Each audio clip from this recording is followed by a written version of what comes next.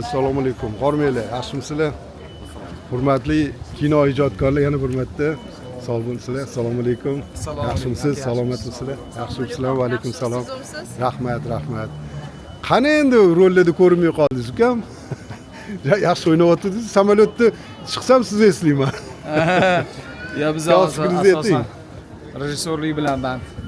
Как раз taklif bor edi. Teatrda, kinoda rejissyorlik. Qaysi kinodasiz? Teatrdasiz? Drama teatri, O'zbekiston davlat drama teatrida. Eski Hamzadami? Yo'q, eski Hamza, undan ham oldin nima, Yosh gvardiya bo'lgan. Keyin Avrok Deyev bo'lgan. Ha, Yosh gvardiyada, to'g'rimi? Ha, Yosh gvardiya. Assalomu alaykum.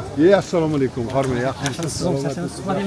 Yo'q, yo'q, shu teatrda ijod, kinoda ijod, kanallarda mana Kechir qizim degan seriallar, Kechir birinchi sezonni olib tugatdik, ikkinchi sezonni olmadik.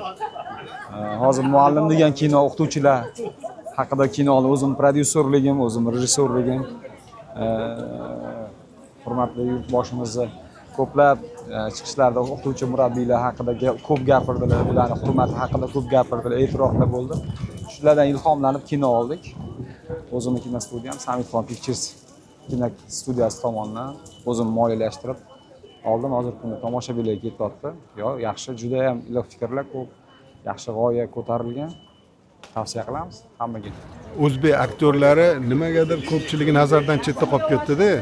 Seriallar sababmi yoki passaviyali filmlar sababmi bilmayman, lekin sizni iqtidoringizni men sezdim.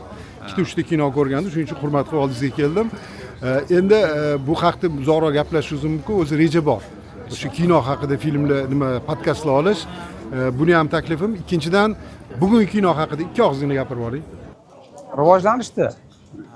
Rivojlanishdi. Ozgina bir surtilib nima qildi, nima deydi, e'tibordan ham chetda qoldi. Mana bugun e'tiborda, yurtboshimiz e'tiborida, davlatimiz e'tiborida, o'ziga yarasha iqtisodiy ko'maklar. Bu chunki katta kino, katta budjetda, katta bir shaxsan davlatni mas'ul odamlari bilan birgalikda qilinadigan, ularni moliyalashtirilgan bir finans orqali bo'ladigan katta ishlab chiqarishda kino.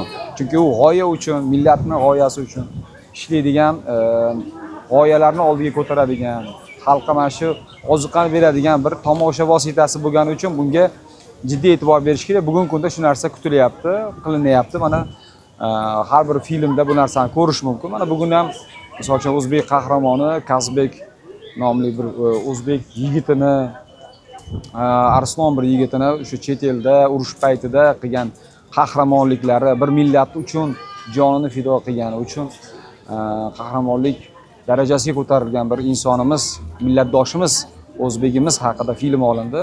Mana shunaqa g'oyalar bilan bugun kinolarimiz rivojlanyapti. Ko'z tegmas. Aynan shu men rus tilida ambitsiozniy deydi-ku, shunaqa kinoni. Assalomu alaykum do'stlar. Salomlar zarsin. Omonmisiz? Assalomu alaykum. Va alaykum salom. Yaxshimisiz? Omonmisiz? Men ham ko'rib xursandman. Ambitsioz filmlarda keyingi yana rejangiz bormi? Shunga o'xshagan yirik loyihalarga. Albatta, reja, orzular bor. Birinchidan o'zim prodyuserlik qilib, keyin davlat buyurtmasi orqali qilinayotgan ishlarda rejalar bor. Xudo xolasa kutamiz. Teatrga boringlar. Muallim degan kino spektakl qilyapman yaqinda. Buni ham taklif qilaman.